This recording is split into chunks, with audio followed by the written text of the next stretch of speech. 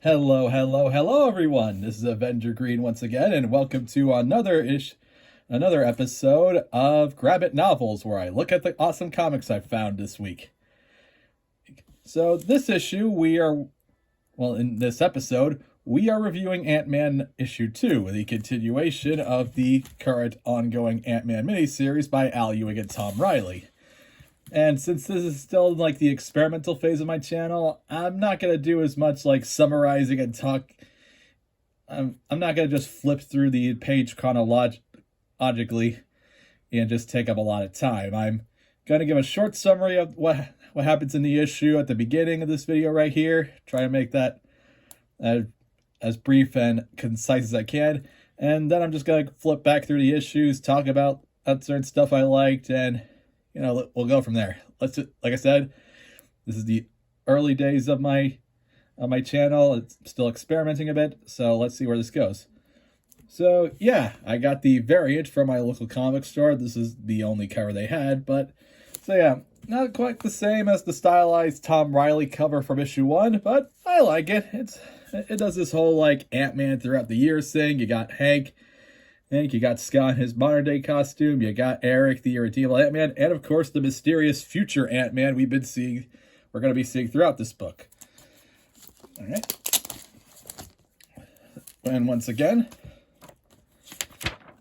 the writing is done by Al Ewing, art by Tom Riley, and Jordi Bellar doing the coloring, which, again, Mr. Bellar, if I'm pronouncing that name right, you deserve a lot of credit for this, because your coloring does make each issue distinct.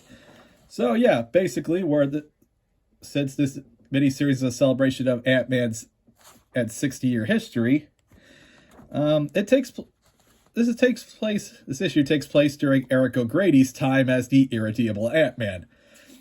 And basically, it's shortly after he escaped the helicarrier. He's, of course, trying to figure out what he's supposed to do now that he's technically a fugitive with stolen shield tech. And his suit actually tells him that there is another Ant-Man, Scott Lang. And since Eric's currently out of Pym particles, like the, asshole that he is, he decides that he's going to steal Scott's grave to see if he was buried in costume and had any Pym particles on him. However, there's a hitch in that plan, because as Hank Pym, aka the Skrull infiltrator Critty Null at the time, decides to go after him. And so yeah, Eric goes to Scott's grave, tries and fails to dig up Scott's corpse, because this is after Avengers is assembled, where he got blown up. Yep, he has a brief interaction with the future time-traveling Ant-Man, and which leads to some hilarious dialogue. However, then Critty Null appears. Here's the two start fighting. There's some good banter between the two. However, before Critty Null can end up actually killing Scott, he ends up falling into a time slide, which is basically into stuff that kind of like how Hank fell into in the previous issue. And as it turns out, apparently the situation in the future is so desperate they need someone like Eric to help them out.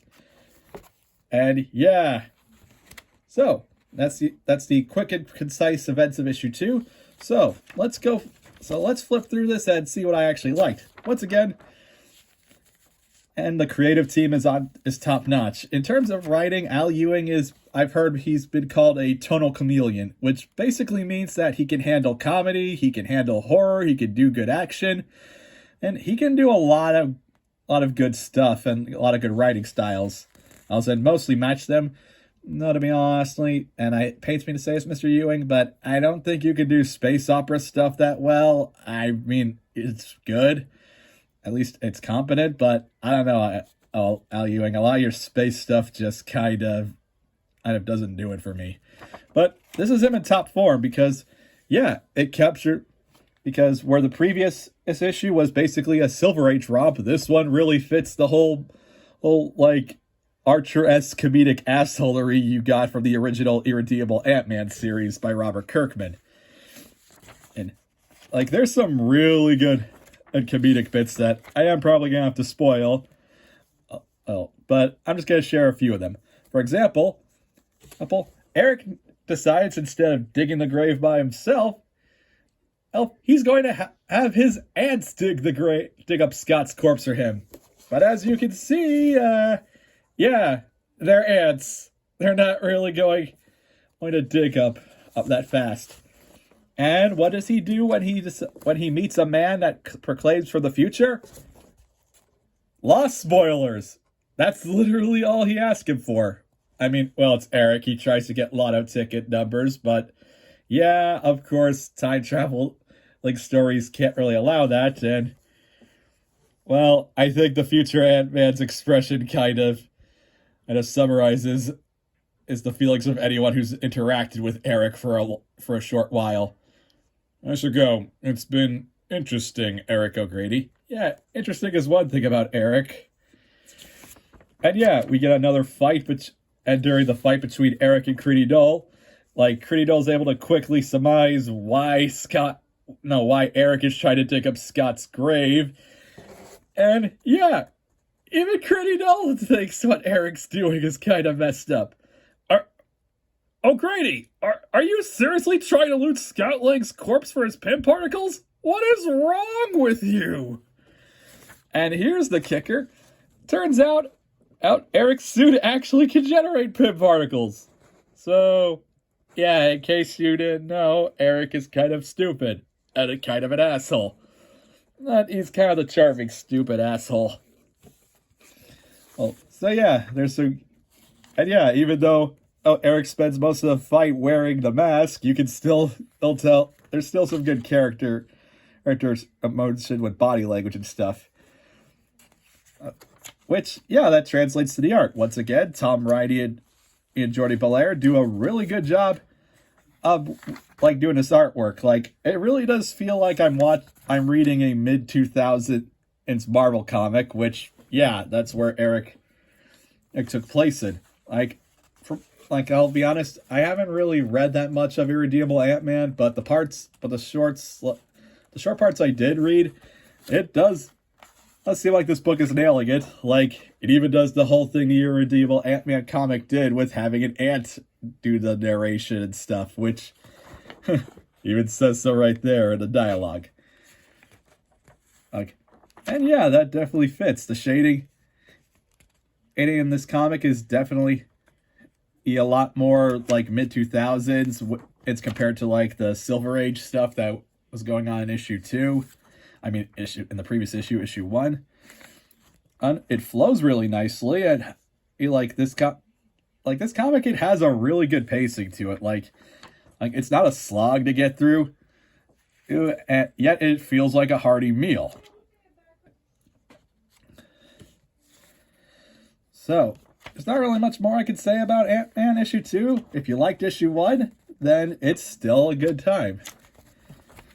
If you like Al Ewing stuff, this is another great addition to his catalog. If you want just to see some cool art and coloring, also pick this issue up. And yeah, this is still continuing on the whole 60-year celebration while slowly building up what's going on in the future in the background.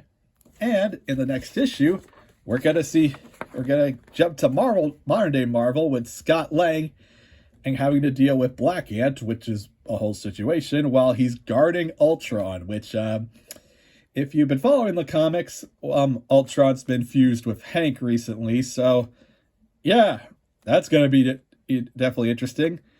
And yeah, this is something I didn't touch on. One last thing, this is something I didn't touch on in the last issue, or the last review, but yeah, they even give you special issue recommendations in case you want to see more of the current Ant-Man. They did that for some of Hank's Silver Age Adventures and Tales of Astonish, and they have some recommendations for 2 issues of Irredeemable Ant-Man, an issue of Avengers The Initiative, and one for the Secret Avengers, which, yeah, if you know anything about Eric's time during the Secret Avengers, that did not go well for him. So wrapping things up, that's Ant-Man issue 2. I personally give it a 4 out of 5. Definitely pick this up. It's a fun read. All right, so that's going to be it for this week's episode. Or for this episode, I'm probably going to do a few more comic reviews use this weekend before the next new comic day. But until then, and have a great day and stay safe and keep on reading. See ya!